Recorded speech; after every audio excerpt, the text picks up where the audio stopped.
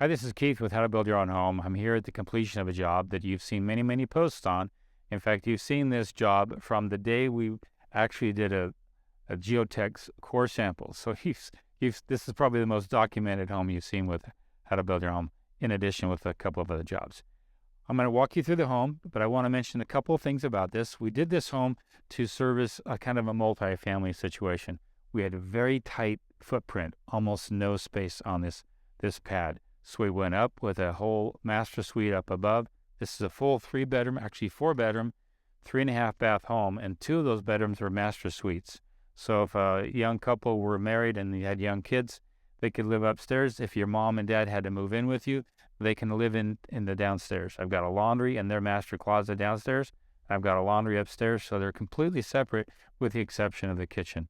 So walk through the home. I have a special feeling about this home.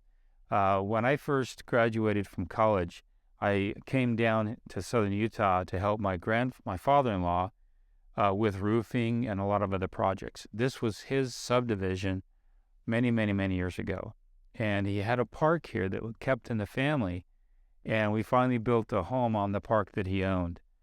And now the project is completed, so I was able to complete and finish my father-in-law's community that he started a long time ago. As I come into this community, I look at the roofs that I put on this community. I look at some of the landscaping I did, the backbreaking work I did, and now I'm able to finish the whole project, and I feel very happy about that whole project. So walk through the home, take a look at it. We call this the Cottages 211 home.